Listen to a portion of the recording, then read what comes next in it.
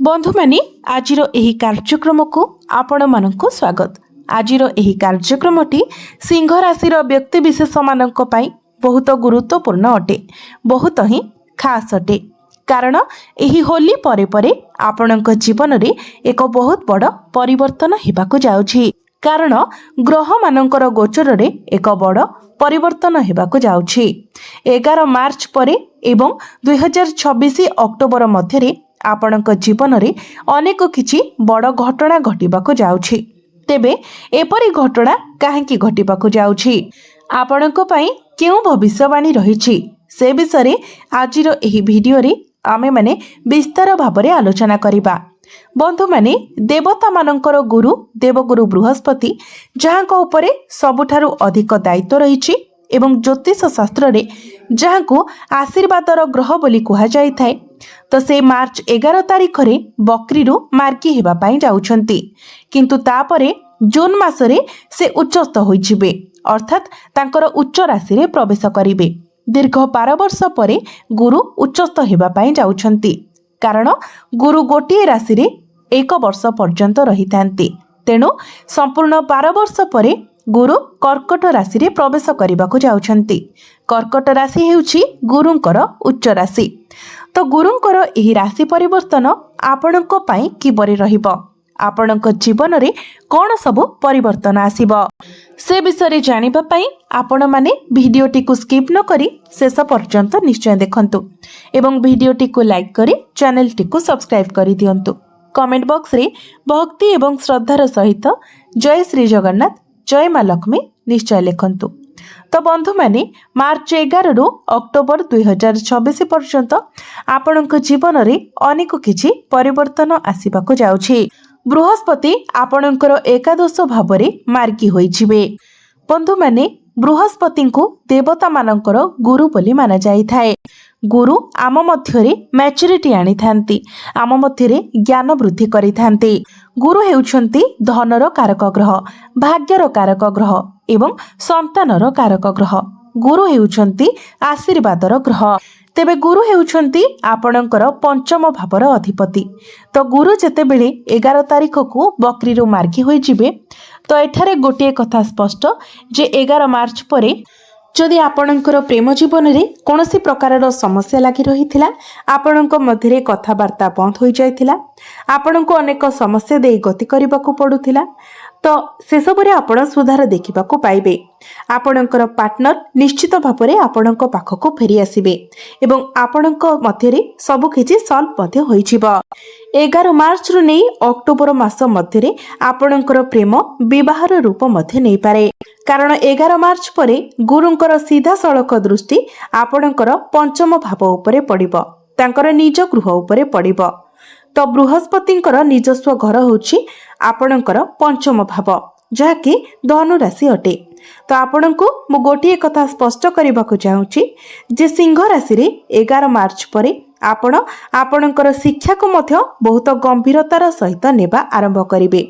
आपण अनेक दिन धरी विचलित थिले, आपण अनेक दिन धरी आपणकर पाठ पढ़ा प्रति स्थिर होई पारु नथिले, किंतु केवल 11 मार्च आसीबाकू दियंतु, एहाकू आपण अपेक्षा करंतु। सबुठारु बड़ कथा हेउछि गुरु एठारे आपणकर द्वादश भावरे उच्चस्थ हेबाकू जाउछंती। तो एही जून मासरु नै अक्टोबर नवेम्बर मास मध्यरे आपण विदेश यात्रा मध्य करि पारंती। जदि आपण विदेश यात्रा न करूछंती, तेबे एपरि एक यात्रा आपण करि पारंती जेउठाको आपण पूर्वरु केबे भी जाय नथिले एवं एही यात्रा आपणक पई एक स्मृति मध्य सृष्टि करिवो एवं आपण सेठारे किछि आध्यात्मिक एवं सकारात्मक जिनिस मध्य अनुभव करिवे। मो ଏହା काहेकि कहूछि, मैं एते आत्मविश्वासर सहित यह किपरि कहि पारुछि, कारण गुरु हेउछंती आपणकर पंचम एवं अष्टम भावर अधिपति। तो पंचम एवं अष्टम भावर अधिपति होई गुरु आपणकर द्वादश भावरे उच्चस्थ हेबे। द्वादश भावटी होइथाय दूर यात्रार भाव, विदेशर भाव। तो आपण एपरि स्थान को जाई पारंती जेउठारे आपणको सकारात्मकतार अनुभव हेबो, जेउठारे आपण आपणकर समस्त चाप एवं टेंशन को भूली जिवे, जेउठारे आपण निज भितरे शांति अनुभव करिवे। किंतु हाँ, यह मध्य देखा जाउछि जे आपण सेठारे अनेक टंका मध्य खर्च करिवे, କାରଣ ଦ୍ୱାଦଶ ଭାବଟି ଖର୍ଚ୍ଚର ମଧ୍ୟ ଭାବ ହୋଇଥାଏ।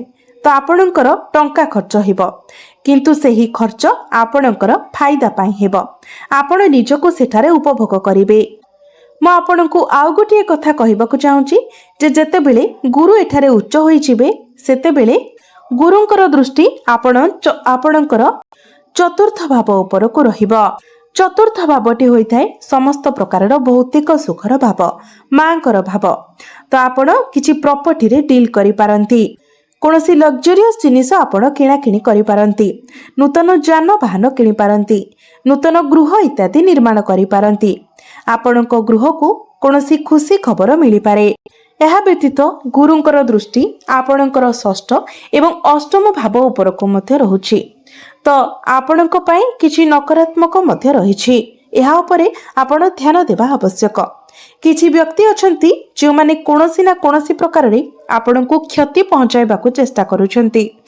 ଆପଣଙ୍କର ଗୁପ୍ତ ଶତ୍ରୁ ରହିଛନ୍ତି, ତ ସେମାନେ ଆପଣଙ୍କୁ ଅସୁବିଧାରେ ପକାଇବା ପାଇଁ କିଛି ନା କିଛି କରିପାରନ୍ତି। କାରଣ ଷଷ୍ଠ ଏବଂ ଅଷ୍ଟମ ଭାବକୁ ତ୍ରିକ୍ ଭାବ ବୋଲି ମାନାଯାଇଥାଏ।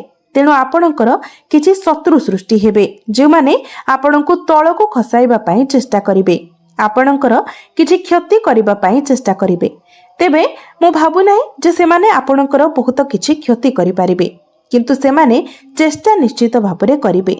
ତ ଏଥିପ୍ରତି ଆପଣ ସତର୍କ ରହିବା ଉଚିତ।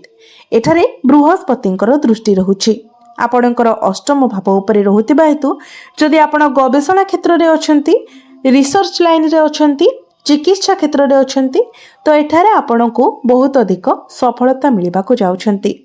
କିମ୍ବା ଆପଣ ଯଦି ଟ୍ରାନ୍ସପୋର୍ଟିଂର କାମ କରୁଛନ୍ତି, ଇମ୍ପୋର୍ଟ ଏକ୍ସପୋର୍ଟର କାମ କରୁଛନ୍ତି, ତ ଏଠାରେ ମଧ୍ୟ ଗୁରୁ ଆପଣଙ୍କୁ ଅନେକ ଶୁଭ ଫଳ ପ୍ରଦାନ କରିବାକୁ ଯାଉଛନ୍ତି।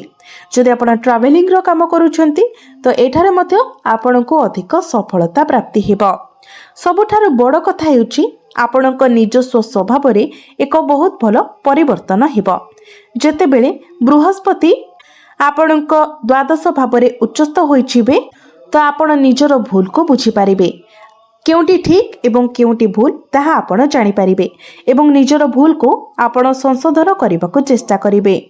ଯେତେବେଳେ ଗୁରୁ ଆପଣଙ୍କର ଦ୍ୱାଦଶ ଭାବରେ ପ୍ରବେଶ କରିବେ ଏବଂ ଉଚ୍ଚସ୍ଥ ହୋଇଯିବେ, ତ ସେତେବେଳେ ଆପଣଙ୍କର ପଞ୍ଚମ ଭାବର ଅଧିପତିଙ୍କର କନେକ୍ସନ ଦ୍ୱାଦଶ ଭାବ ସହିତ ରହିବ। ତ ସିଂହ ରାଶିର ବ୍ୟକ୍ତିମାନେ ଯେଉଁମାନେ ସେମାନଙ୍କର ପାଠପଢ଼ା ପାଇଁ ବିଦେଶ ଯିବା ପାଇଁ ଚିନ୍ତା କରୁଥିଲେ, ତ ସେଥିରେ ସେମାନଙ୍କୁ ଶୁଭ ଫଳ ପ୍ରାପ୍ତି ହେବ। ଆପଣଙ୍କୁ ବିଦେଶ ଯାତ୍ରାର ସୁଯୋଗ ମିଳିବ। ଆପଣଙ୍କର ଶିକ୍ଷା ପାଇଁ ଏକ ବହୁତ ଭଲ ସୁଯୋଗ ସୃଷ୍ଟି ହେବ। ଆପଣ ଆପଣଙ୍କର ଶିକ୍ଷା କିମ୍ବା କ୍ୟାରିୟର ପାଇଁ ବିଦେଶ ଯାତ୍ରା କରିପାରନ୍ତି। ତ ଗୁରୁ ଆପଣଙ୍କର ଅଷ୍ଟମ ଭାବର ଅଧିପତି ହୋଇ ଦ୍ୱାଦଶ ଭାବରେ ଗୋଚର କରୁଥିବା ହେତୁ ଦ୍ୱାଦଶ ଭାବରେ ବିପରୀତ ରାଜଯୋଗର ନିର୍ମାଣ ହେବ। ଅର୍ଥାତ୍ ଏହା ଆପଣଙ୍କୁ ପ୍ରତିକୂଳ ପରିସ୍ଥିତିରୁ ମୁକ୍ତି ଦେବ, ଏଠାରୁ ମଧ୍ୟ ମୁକୁଳାଇ ନେବ। ଅର୍ଥାତ୍ ଯଦି କିଛି ଅବୈଧ ଘଟଣା ଘଟିଛି ଏବଂ ଆପଣ କୌଣସି ସ୍ଥାନରେ କୋର୍ଟ କଚେରୀ ମାମଲାରେ ଫସି ରହିଛନ୍ତି, ଆପଣ ଅନେକ ଦିନ ଧରି ସେହି ଜିନିଷ ଗୁଡ଼ିକ ବିଷୟରେ ଚିନ୍ତିତ ଅଛନ୍ତି, ତ ଗୁରୁ ଯେତେବେଳେ ଆପଣଙ୍କର ଦ୍ୱାଦଶ ଭାବରେ ବିପରୀତ ରାଜଯୋଗର ନିର୍ମାଣ କରିବେ, ଏହା ଆପଣଙ୍କୁ ଏହିସବୁ ପରିସ୍ଥିତିରୁ ମୁକୁଳାଇ ଆଣିବ। ଏପରି ପରିସ୍ଥିତିରୁ ଯେଉଁ ପରିସ୍ଥିତିରେ ଆପଣ ଫସି ରହିଥିଲେ। ତ ମାର୍ଚ୍ଚ 11 ପରେ ନିଶ୍ଚିତ ଭାବରେ ଆପଣଙ୍କ ଜୀବନରେ ଏକ ବହୁତ ବଡ଼ ପରିବର୍ତ୍ତନ ହେବ। ଆପଣଙ୍କୁ ଅନେକ କ୍ଷେତ୍ରରେ ସଫଳତା ମିଳିବ, ଅନେକ ସମସ୍ୟା, ଅନେକ ଟେନସନରୁ ଆପଣଙ୍କୁ ମୁକ୍ତି ମିଳିବ। ତ ଏବେ ଆସନ୍ତୁ ଜାଣିବା କିଛି ପ୍ରତିକାର ବିଷୟରେ, ଯେଉଁ ପ୍ରତିକାର ଗୁଡ଼ିକ କରିବା ଦ୍ୱାରା ଆପଣଙ୍କୁ ଅଧିକ ମାତ୍ରାରେ ଶୁଭ ଫଳ ପ୍ରାପ୍ତି ହେବ ଏବଂ ଆପଣଙ୍କ ଭାଗ୍ୟରେ ମଧ୍ୟ ଉନ୍ନତି ଆସିବ। ତ ସେଥିପାଇଁ ଆପଣ ପ୍ରତ୍ୟେକ ଦିନ ଉଦିତ ସୂର୍ଯ୍ୟଙ୍କୁ ତମ୍ବା ପାତ୍ରରେ ଜଳାର୍ଘ୍ୟ ଅର୍ପଣ କରନ୍ତୁ। ଏହା ସହିତ ଆପଣ ପ୍ରତ୍ୟେକ ଦିନ ହନୁମାନ ଚାଳିଶାର ପାଠ କରନ୍ତୁ ଏବଂ ପ୍ରତ୍ୟେକ ଦିନ ଆପଣ ସୂର୍ଯ୍ୟଙ୍କର ବୀଜ ମନ୍ତ୍ର 108 ଥର ଜପ କରନ୍ତୁ। ପ୍ରତ୍ୟେକ ଦିନ ମଙ୍ଗଳଙ୍କର ବୀଜ ମନ୍ତ୍ର ମଧ୍ୟ ଆପଣ 108 ଥର ଜପ କରନ୍ତୁ। ଆପଣଙ୍କୁ ଅଧିକ ମାତ୍ରାରେ ଶୁଭ ଫଳ ପ୍ରାପ୍ତି ହେବ। ତ ବନ୍ଧୁମାନେ, ଆପଣଙ୍କର ଜୀବନ ମଙ୍ଗଳମୟ ହେଉ, ଏହା ହିଁ ଈଶ୍ୱରଙ୍କ ନିକଟରେ ମୋର ପ୍ରାର୍ଥନା। ଧନ୍ୟବାଦ।